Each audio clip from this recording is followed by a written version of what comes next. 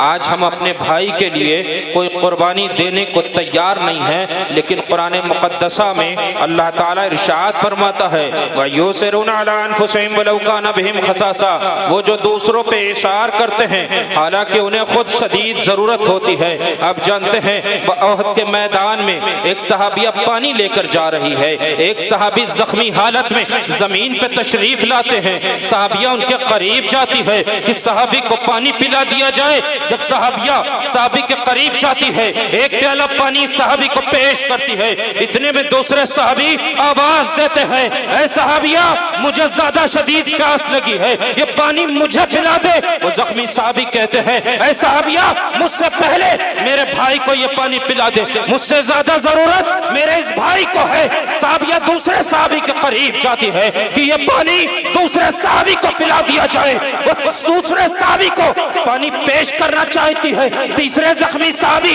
आवाज देते हैं ऐ सहाबिया ये पानी मुझे दे दे, मुझे शदीद प्यास लगी है। सहाबी कहते हैं ऐ सहाबिया मुझे पानी मत पिला, मुझसे पहले मेरे भाई को पानी पिला दे। इसी तरह तीसरे चौथे सहाबी आवाज देते हैं, सहाबिया चौथे के पास जाती है, पांचवें सहाबी आवाज देते हैं, चौथे पानी न पीते हैं, कहते हैं पांचवें सहाबी को पिला दिया जाए। सहाबिया जब पांचवें के पास जाती है, वो पांचवें सहाबी को पानी देना चाहती है, इतने में छठे सहाबी आवाज देते हैं ऐ सहाबिया मैं शदीद प्यासा हूँ, मुझे पानी पिला दे। सहाबिया वो सहाबी कहते हैं ऐ सहाबिया मुझसे पहले मेरे भाई को पानी पिला दे। सातवें सहाबी आवाज देते हैं ऐ सहाबिया मैं ज्यादा प्यासा हूँ। सातवें सहाबी के पास सहाबिया जाती है, सातवें सहाबी दुनिया से रुखसत हो जाते हैं। सहाबिया एक एक करके फिर पहले सहाबी की तरफ लौट के आती है, देखती है कि चलो पहले सहाबी को पानी पिला दिया जाए। लेकिन जब सहाबिया आती है तो पहले सहाबी भी दुनिया से रुखसत हो चुके होते हैं,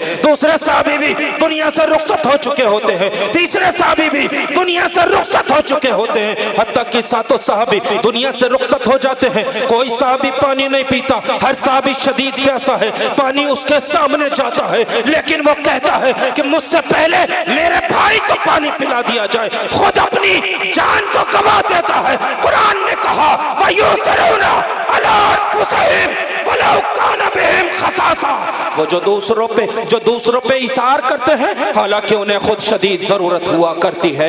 वहां पर सहाबी को खुद शदीद प्यास की जरूरत थी, खुद शदीद पानी की जरूरत थी, लेकिन वो सहाबी दूसरों पे इशार कर रहे हैं, खुद की जान परवाज जिस्म से परवाज कर रही है, लेकिन सहाबी कुरान के इस हुक्म पे अमल कर रहे हैं और पानी को इशार कर रहे हैं। क्या आज हम इशार के लिए तैयार हैं? आज हम अपने भाई को, अगर हमारा भाई पानी में प्यासा मर रहा है, कि हम उसके लिए तैयार हैं कि हम थोड़ी देर के लिए प्यास को बर्दाश्त कर ले, अपने भाई को पहले पानी पिला दे। आज हमारा हाल यह है कि हमारा पेट भर जाए, बाकी कोई भूखा रहे, हमें क्या फर्क पड़ता है। आज हमारा इसी तरीके का माहौल बन चुका है कि हमने खा लिया, हमको एहसास नहीं रहता कि किसी ने खाया है या नहीं खाया। दो भाई हैं, एक गरीब है एक अमीर है। अमीर भाई खा लेता है, चादर तान के सो जाता है, कभी ख्याल नहीं करता कि हाँ मेरा भाई भी है। जो गरीब है, जिसके छोटे छोटे बच्चे हैं, मालूम नहीं उसने खाया या नहीं खाया, हमें उस वक़्त एहसास करना चाहिए, हमें सोचना चाहिए उनके बारे में। आज हमारा ये तरीक़ा बन गया है कि नहीं, हमने खाना खा लिया बस बात ख़त्म हो गई। बात यहाँ पे नहीं ख़त्म होती। अगर मेरा भाई भूखा है तो हमें उसको ईसार करना, खाने को ईसार करना पड़ेगा। आप जानते हैं आज अक्सरियत में देखा जाता है कि जब जायदाद की बात आती है, माल की बात आती है, उस वक्त हमको अपने हुकूक याद आते हैं कि ये मेरा हक़ है। जब बाप की विरासत की बात आती है, उस वक्त हमको अपने हुकूक याद आते हैं कि नहीं, ये बाप की विरासत, इसमें तो मेरा हक़ है ना। लेकिन ये हुकूक उस वक्त क्यों नहीं याद आते कि जब मस्जिद से मुअज्जिन पुकारता है, 5 वक्त पुकारता है, तो हमें उस वक्त ये हक़ क्यों नहीं याद आता कि नहीं, इस मस्जिद में जाके नमाज़ पढ़ना भी मेरा हक़ है, इस मस्जिद में जाकर नमाज पढ़ना भी मेरा हक़ है। उस वक़्त हमें हुकूक नहीं याद आते, उस वक़्त हम हुकूक की बात नहीं करते, उस वक़्त हम हुकूक को नहीं याद करते, लेकिन जब जायदाद की बात होती है, जब भाई की बंटवारे की बात होती है, जब माल की बात होती है, हमें हुकूक याद आते हैं कि नहीं ये मेरा हक़ है। नमाज़ पढ़ना भी तो तेरा हक़ है, 5 वक़्त की नमाज़ पढ़ना भी तो तेरा हक़ है, मस्जिद में जाना भी तो तेरा हक़ है, तेरे अपने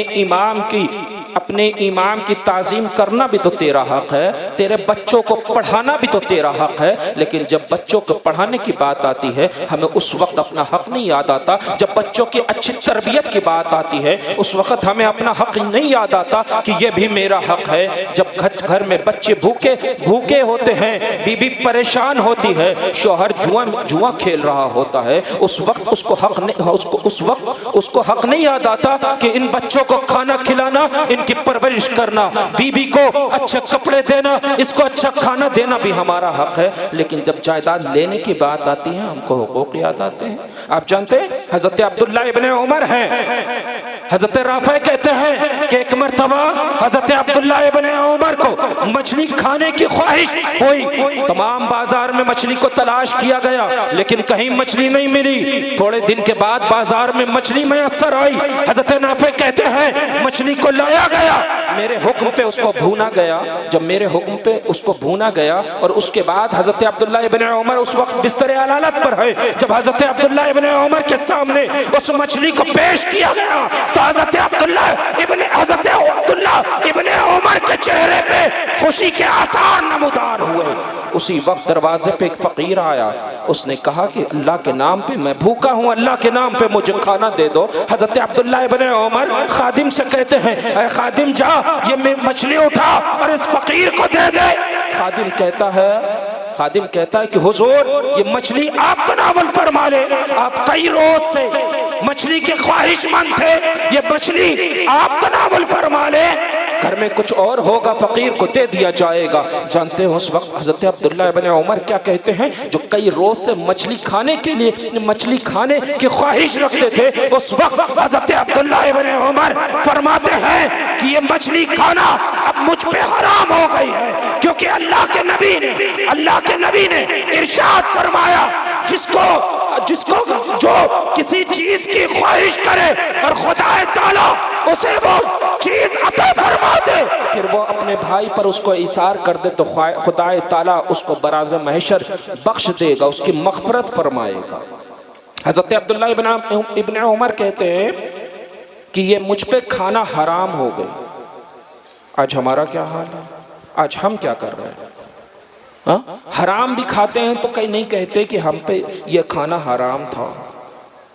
हराम भी नहीं खाते, हराम खाते तब भी नहीं कहते ये खाना हराम था। हज़रत अब्दुल्ला इब्ने उमर के सामने मछली आ रही है, दरवाजे पे फ़कीर आ रहा है। हज़रत अब्दुल्ला इब्ने उमर कह रहे हैं कि ये मुझ पे खाना अब हराम हो गई, क्योंकि अल्लाह के नबी ने इरशाद फरमाया, जो किसी पसंदीदा चीज़ को तर्क कर देगा, जो अपनी किसी पसंदीदा चीज़ को अपने भाई पे इसार कर देगा, खुदा ताला उसकी मग़फ़िरत फरमा देगा।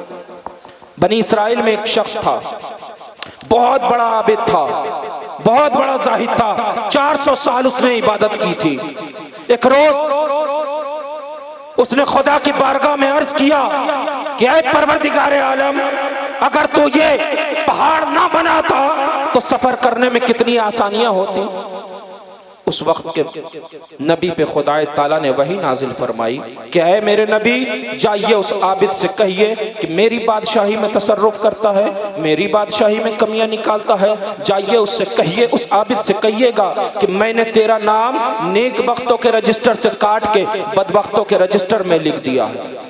जब वो नबी आते हैं, आने तशरीफ लाने के बाद आबिद से कहते हैं कि खुदा ताला इरशाद फरमाता है कि खुदा ने तेरा नाम नेक वक्तों में से काट के बदबख्तों में लिख दिया है, तो वो आबिद फौरन सजदे में गिर जाता है, सजदा रेज हो जाता है।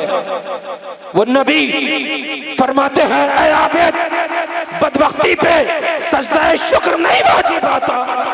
वो आबिद खड़ा होता है, कहता है कि मैं बदबख्ती पे सजदा शुक्र नहीं अदा कर रहा हूँ, बल्कि मैं इस बात पे सजदा शुक्र अदा कर रहा हूँ कि खुदा के यहाँ किसी रजिस्टर में तो मेरा नाम है, खुदा के यहाँ किसी रजिस्टर में तो मेरा नाम है।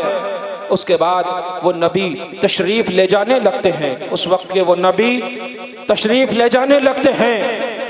वो नबी उस आबिद से कहते हैं अगर तेरी कोई ज़रूरत हो तो बता। आबिद कहता है कि हाँ मेरी एक हाजत है। वो नबी पूछते हैं तेरी क्या हाजत है, मैं खुदा के हुजूर तेरी हाजत को बयान कर दूंगा।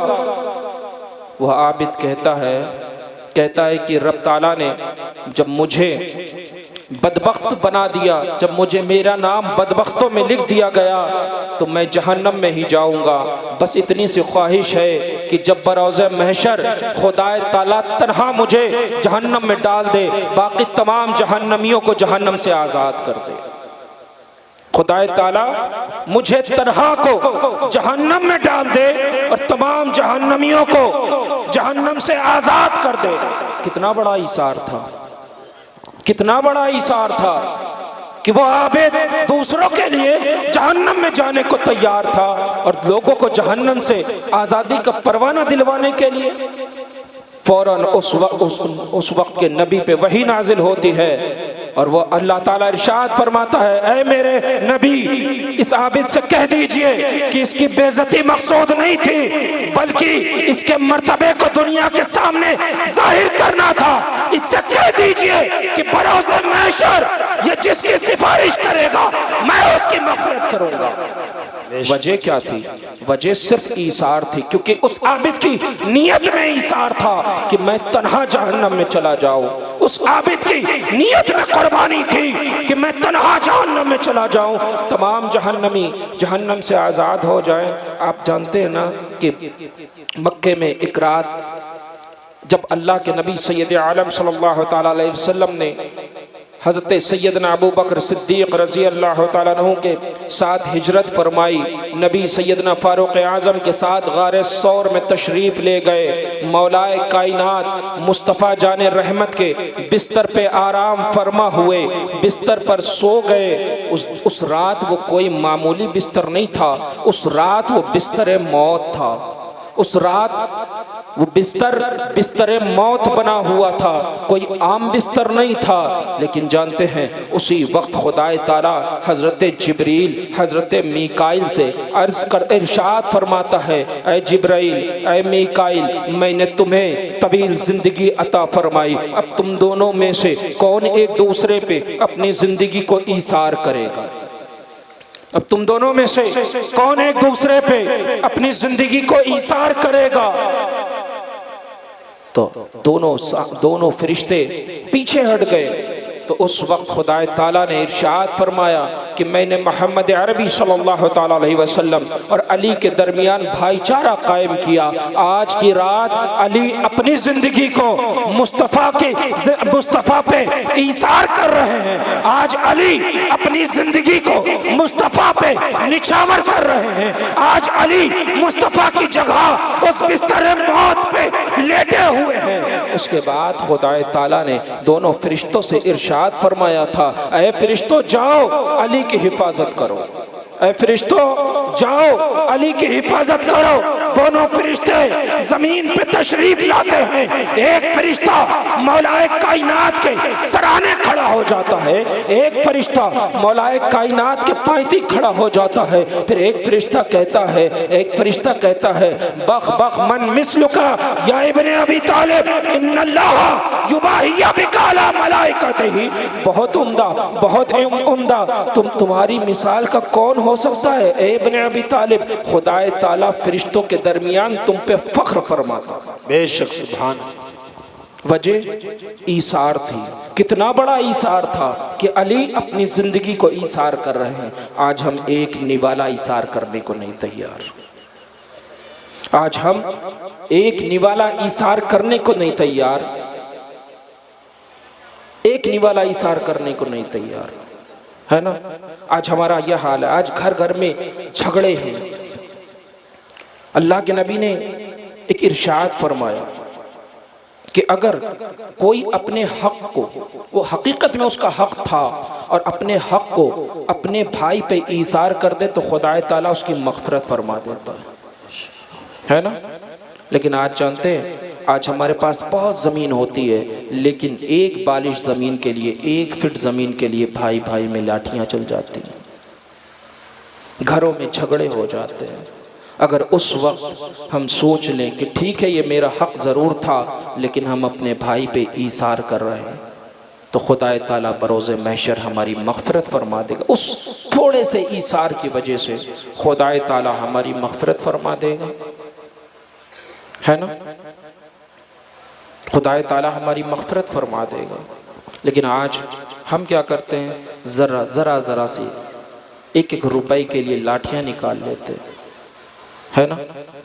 तो बहरहाल बात बहुत लंबी हो जाएगी, मैं इख्तिसार के साथ बयान कर रहा हूँ। आज हमने शुक्र छोड़ दिया, शुक्र, और नाशुक्री में मुब्तला हो गए। शुक्र को हमने छोड़ दिया, नाशुक्री में मुब्तला हो गए। आज जिसे देखिए अल्लाह ने उसको सब कुछ दिया है, उसको अच्छी सेहत दी है, उसको अच्छा जिस्म दिया है, छत दी है, खाने को खाना दिया है, लेकिन रोता हुआ नज़र आता है, नाशुक्री करता हुआ नज़र आता है। जबकि जानते हैं हज़रत अनस बिन मालिक रज़ी अल्लाह तआला अन्हु से मरवी है, फरमाते हैं कि अल्लाह के नबी सैयद आलम सल्लल्लाहु तआला अलैहि वसल्लम ने इरशाद फरमाया, अल्लाह ताला बंदे का कलील अमल भी पसंद फरमाता है, उस कलील अमल से भी राज़ी हो जाया करता है। वो इतना कलील अमल भी पसंद कर लेता है कि बंदा एक निवाला खाए, खाना खाए और अल्हम्दुलिल्लाह कहे, एक घूंट पानी पिए अल्हम्दुलिल्लाह कहे, तो ये खुदा ताला इससे भी, इतने एक निवाला खाना खाने पर अल्हम्दुलिल्लाह कह देने से भी राज़ी हो जाया करता है। आप जानते हैं हज़रत दाऊद अलैहिस्सलाम की जो मखसूस दुआएं थीं, उनमें 4 दुआएं ऐसी थीं जिनके लिए हज़रत दाऊद अलैहिस्सलाम ने खुदा की बारगाह में अर्ज़ किया था कि परवरदिगार ये 4 बातें मुझे अता फरमा दे। और 4 बातें ऐसी थीं कि हज़रत दाऊद अलैहिस्सलाम ने रब तबारक व तआला की बारगाह में अर्ज़ किया था, परवरदिगार इन 4 बातों से महफूज फरमा दे। वो 4 बातें मालूम है कौन सी थीं जो उन्होंने मांगी थीं, खुदा मुझे अता फरमा दे। उसमें पहली बात थी, ऐ परवरदिगार आलम मुझे जिक्र वाली ज़बान अता फरमा दे, मुझे जिक्र वाली ज़बान अता फरमा दे। दूसरी दुआ थी, ऐ परवरदिगार आलम मुझे शुक्र वाला दिल अता फरमा दे। तीसरी दुआ थी कि ऐ परवरदिगार आलम मुझे सब्र वाला बदन अता फरमा दे। और चौथी दुआ थी, ऐ परवरदिगार आलम मुझे नेक बीबी अता फरमा दे। और जिन 4 बातों से निजात मांगी थी, वो 4 बातें ये थीं कि हज़रत दाऊद अलैहिस्सलाम ने अर्ज़ किया था कि ऐ परवरदिगार आलम मुझे ऐसी औलाद से महफूज फरमा दे जो मुझ पे सरदारी करे, जो मुझ पे सरदारी करे, जो मुझसे कहे यहाँ बैठ तो मुझे बैठना पड़े, जो मुझसे कहे उठ तो वो मुझे उठना पड़े, जो औलाद मुझ पे सरदारी करे, मुझे ऐसी औलाद से महफूज फरमा दे। आज अक्सरियत में औलाद सरदार बनी है वालिदैन की। दूसरी बात अर्ज की थी कि ऐ परवरदिगार आलम मुझे ऐसे माल से महफूज फरमा दे जो मुझे वबाले जान में डाल दे, मुझे ऐसे माल से महफूज फरमा दे जो मुझे वबाले जान में डाल दे। तीसरी दुआ की थी, ऐ परवरदिगार आलम मुझे ऐसी बीवी से भी महफूज फरमा जो मुझे वक्त से पहले बूढ़ा कर दे, कि ऐसी झगड़ालू बीवी जो हर वक्त टेंशन देती हो, इससे भी मुझे महफूज फरमा दे ताकि मैं वक्त से पहले बूढ़ा ना हो। और चौथी बात फरमा अर्ज की थी कि परवरदिगार आलम मुझे ऐसे हमसायों से, ऐसे पड़ोसियों से महफूज फरमा कि जो मेरी नेकी देखें तो उसको छुपा ले जाएं और मेरी बुराई देखें तो उसका ढिंढोरा सारे ज़माने में पीट दें। आज यही होता है कि मेरी कोई अच्छाई होती है तो उसको छुपाया जाता है, वो कभी बयान नहीं की जाती, लेकिन अगर मेरी एक बुराई किसी ने देख ली तो उसको ज़माने भर में आम कर दिया जाता है। ऐसे हमसाये से पनाह मांगी थी हज़रत दाऊद अलैहिस्सलाम ने, लेकिन आज हम क्या कर रहे हैं?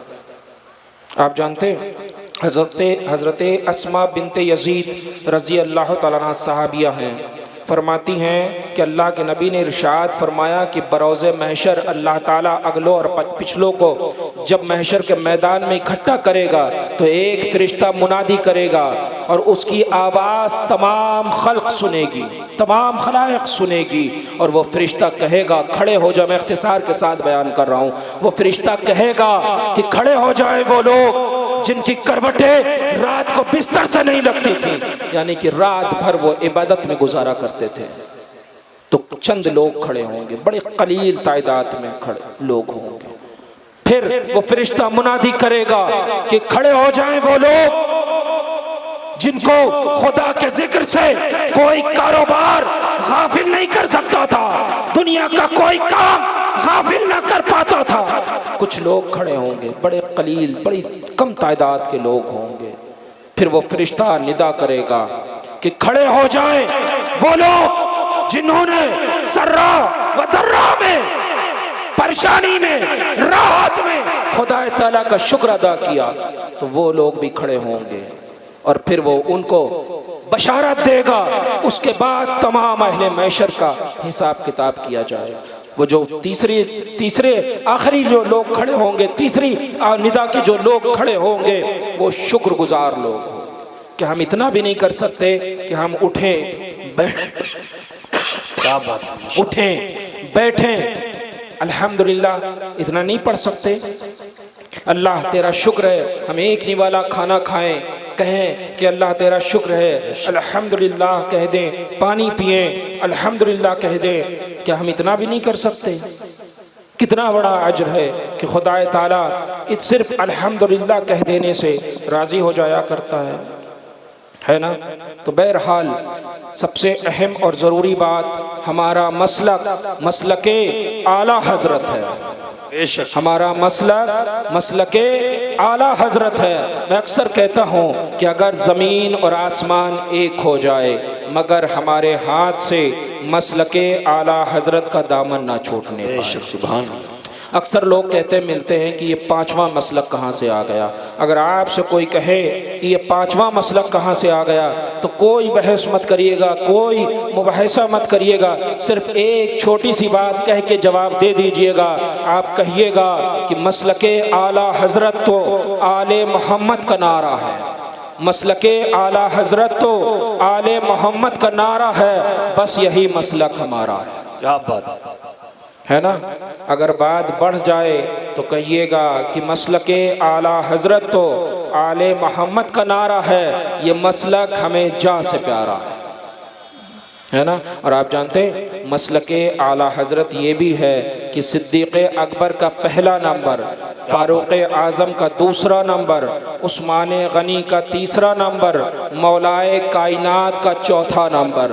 और हम मसलके आला हज़रत के मानने वाले हर सहाबी की ताज़ीम करेंगे, हर सहाबी को इज़्ज़त देंगे, हर सहाबी की अज़मत को अपने दिल में रखेंगे।